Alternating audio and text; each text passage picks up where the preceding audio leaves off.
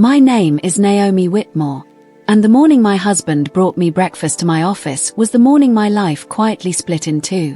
If I had eaten that meal, my daughter would never have existed. It was just after 8 a.m. The city still felt half asleep, wrapped in that quiet calm before the rush truly begins. When Marcus, my husband, walked into my office carrying a thermal food container, that alone was strange.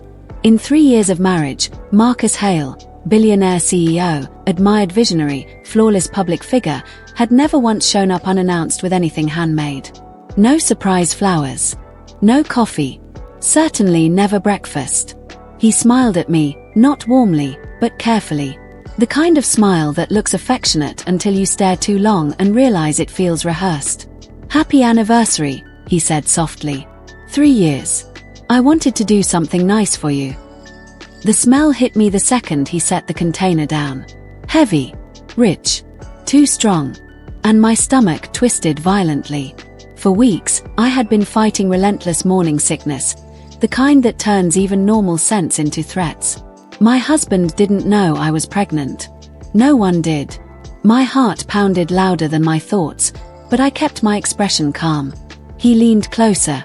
"Eat it while it's hot," he murmured. "I made it myself." Something in his voice tightened the air around us. The room felt smaller. My skin prickled. I didn't feel loved in that moment. I felt watched, evaluated, tested, and deep inside, instinct whispered something terrifying. This wasn't a gift. It was something else. Before that day, I thought I understood my life. I was senior operations director at Hale Industries, wife to a powerful man, living what appeared to be a polished, controlled existence. People assumed I lived in luxury. Truth was simpler. I worked hard. I wore the same neutral suits. I believed stability was something you earned by being patient, obedient, quiet. Marcus and I had been married 3 years. On paper, we were perfect. He was sharp, disciplined, admired by everyone. I was calm, organized, loyal. Together, we looked unbreakable. But behind closed doors, something had shifted months before. Subtle, deniable changes. Fewer conversations. Longer silences. More questions about finances. His voice colder, less human. He spoke often about protecting assets. About people becoming liabilities when emotions get involved.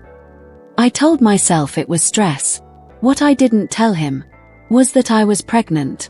For years, doctors hinted it might never happen.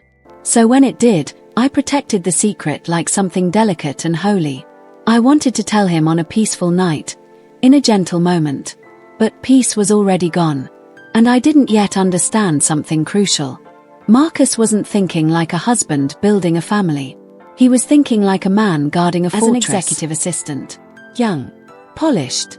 Ambitious in a way that felt practiced. She carried herself like someone who knew exactly who to impress. Especially Marcus. She laughed too easily at his words.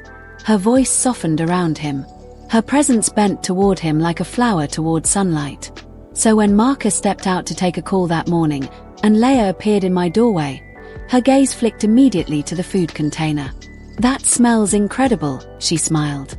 "You're so lucky." My stomach rolled. I knew opening that lid meant throwing up instantly.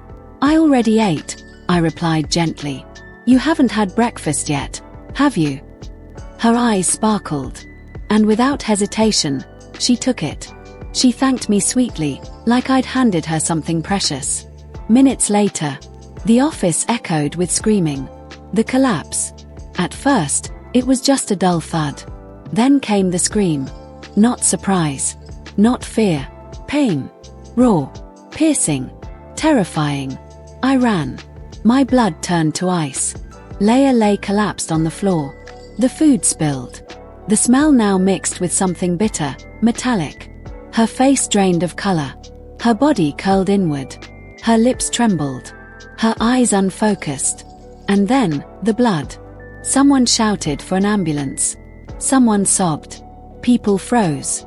And that's when Marcus appeared. He didn't rush to Leah. He didn't kneel beside her. He stopped. stared. And his expression shifted. Shock, fear. Fear, cold fury. Then his eyes locked onto me. He grabbed my arm. His voice shook with anger. What did you do? Why her? He wasn't asking what happened. He was asking why it happened to her instead of me. And right there, something inside me broke. And something else awakened. The truth begins to surface. At the hospital, tension thickened like fog. Doctors spoke in cold, clinical precision. Acute poisoning. Severe internal bleeding. Drug identified. Misoprostol. A medication used to induce uterine contractions. Leah was 6 weeks pregnant. Marcus went pale. But he didn't look heartbroken. He looked like a man whose plan had failed. Police questioned everything. Marcus claimed innocence. He claimed I had the food alone. But toxicology revealed something Marcus didn't predict. The drug was mixed while the food was still hot. Meaning, it was poisoned when he cooked it. Meaning, it was meant for me and the child inside me. I didn't accuse him. I didn't cry. I didn't scream. I went quiet, focused, strategic. Because now this wasn't betrayal. This was survival. And I was going to destroy him properly. The investigation. Rachel, my long-trusted assistant, helped pull security logs, camera footage, financial records. Marcus arrived an hour earlier than recorded. His aide disposed of something secretly. Nothing about this was accidental. Follow the money. Always follow the money. Shell companies. Fake consulting fees. Hidden transfers. All funneling into a luxury apartment payments. An apartment that belonged to Leah. He wasn't just cheating. He was funding her life. And when pregnancy threatened his empire, he decided to erase the problem. Erase me. Erase my child. Except fate intervened. My nausea saved us. The final piece. We traced the drug. It led to Sophia Grant. Pharmacist. Former flame. The type who believes consequences are optional. I confronted her. She tried to lie. Then fear cracked her open. He told me it was to quietly end a pregnancy, she whispered. He said it was his wife. And then, she handed me a flash drive. Just in case, she said. I kept everything. Audio recordings. Messages. Proof beyond denial. I listened that night. Marcus' voice echoed coldly through my office. I want it to look natural. No suspicion. The pregnancy is a problem. I need it gone. I placed my hand over my stomach. And knew. This would not end with tears.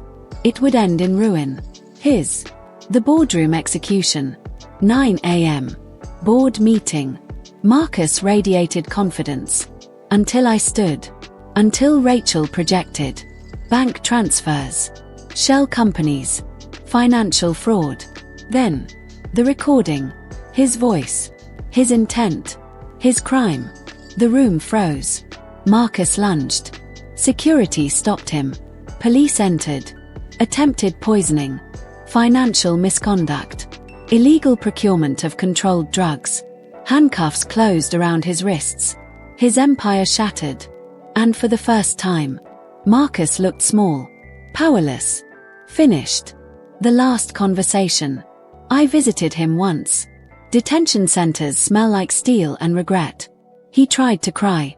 To manipulate. To beg. I don't want to lose everything, he whispered. You already did, I replied. He signed the divorce papers. And I walked away. Not with hatred. With clarity. 6 months later, I returned to the same hospital. But this time to bring life into the world. The labor was brutal. Terrifying. Powerful. Then I heard her cry. And the world softened. I named her Grace. Not because life had been gentle. But because I survived. Because she survived. Because fate, or instinct, spared us. And months later, I was appointed interim CEO. Not because of revenge. Because I had always been capable. But now, I was finally free to be powerful. Not beside a man. But beyond him. What I learned. People ask how I knew something was wrong that morning. I didn't know. I felt it. That quiet voice inside us. Listen to it. When someone treats love, loyalty, or children as obstacles, believe them. Marcus lost everything. I gained clarity, my life, and my daughter. Grace will grow up loved, protected, chosen. And if you're listening, if something in your life feels wrong, don't wait for proof before respecting your instincts. Sometimes survival means staying silent. Sometimes it means leaving. And sometimes it means standing up in a room where you were never meant to speak and reminding the world who you are.